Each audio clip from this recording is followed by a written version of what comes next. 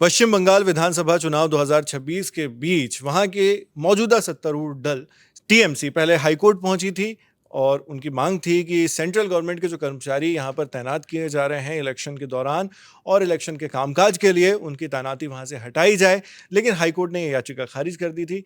फिर वो पहुंची सुप्रीम कोर्ट और हाईकोर्ट दोनों में क्या क्या हुआ, ये हमें हमारी साथी आकांक्षा बताएंगी जो इस पूरी न्यूज़ को लगातार फॉलो कर रही हैं। आकांक्षा, सबसे पहले तो ये बताइए कि सबसे लेटेस्ट अपडेट क्या है इस मामले में? जी नावेद, सबसे लेटेस्ट अपडेट जो है वो ये कि टीएमसी की नई याचिका पर शनिवार यानी 2 मई को सुनवाई होगी। सुप्रीम कोर्ट ने ये कहा है और सीजेआई सूर्यकांत ने 2 जजों की स्पेशल बेंच का गठन किया है और जस्टिस पीएस नरसिम्हा और जस्टिस जयमाल्लो बागची की बेंच ये सुनवाई करेगी, ऐसा है। तो आपको हम ब्रीफली बता देते हैं कि हुआ क्या था। जो तृणमूल कांग्रेस है वो कैलकाटा हाईकोर्ट पहुंची थी। उन्होंने एक पिटीशन फाइल किया था जहां पे उन्होंने काउंटिंग के दिन जो कर्मचारी तैनात होने वाले थे, सरकारी सेंट्रल गवर्नमेंट के कर्मचारी, उससे आपत्ति जताई थी कि वो लोग वहां पे क्यों तैनात है, जबकि वोटिंग का प्रोसेस सब कुछ तो राज्य के लोगों ने ही किया है। तो इसमें आपको सेंट्रल गवर्नमेंट के कर्मचारियों को लाने की क्या जरूरत है, ये बात थी।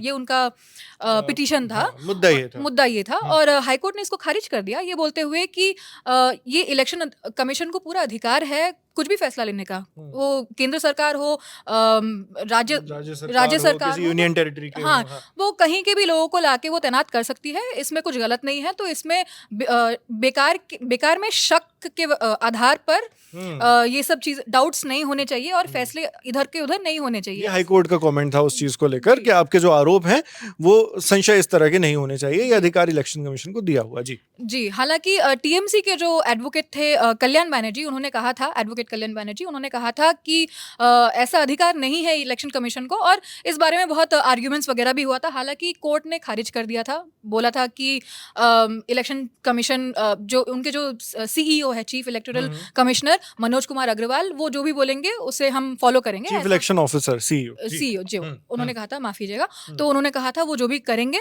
हम उसको मानेंगे और शक के आधार पर हम किसी भी फैसले को हम खारिज नहीं करेंगे। तो आपका पिटीशन हम खारिज करते हैं, जो अमूमन कोर्ट कहता है कि मतलब सिर्फ शक के आधार पर ये नहीं कहा जा सकता और एक उसमें अंडरस्टैंडिंग रहती है कि अगर इलेक्शन कमीशन कुछ कर रहा है तो करेगा। सुप्रीम कोर्ट में क्या वो कर? सुप्रीम कोर्ट में ये याचिका फिर से ये चैलेंज हुआ और सुप्रीम कोर्ट पहुंची और सुप्रीम कोर्ट ने यही बोला है कि कल सैटरडे 2 मई को सुनवाई होगी और उसके आधार पर जो भी अपडेट्स आएंगे हम आप तक पहुंचाते रहेंगे। अच्छा, तो इसमें सबसे इंपॉर्टेंट बात यही है कि 2 मई को यानी 4 मई को काउंटिंग होनी है। उससे पहले ये सारे डेवलपमेंट्स हो रहे हैं इस विधानसभा चुनाव को लेकर, जो अपने आप में बहुत बड़ी बात है क्योंकि वोटिंग हो चुकी है, सेकंड फेज की वोटिंग हो चुकी है। अभी एक और अपडेट जो आज ही आया 1 मई को, वो ये था कि इलेक्शन कमीशन ने 15 पोलिंग बूथ्स में फिर से रीवोटिंग के लिए, वहां पर रीपोलिंग के लिए ऑर्डर दे दिया था। तो ये बहुत सारे डेवलपमेंट्स लगातार चल रहे हैं और 4 मई को चूंकि नतीजे आने हैं तो उसका भी कवरेज लाइव लल्लन टॉप पर लगातार सुबह 7 बजे से जारी रहेगा। उससे पहले भी जो अपडेट्स आते हैं वो हम वीडियोस के जरिए आप तक पहुंचाते रहेंगे। लाइव कवरेज में भी आप हमारे साथ जुड़िएगा। आपके लिए जानकारी हमारी साथी आकांक्षा लेकर आई थी। मेरा नाम नावेद है, कैमरे पर हमारी साथी श्वेता है। देखते रहिए लल्लन टॉप।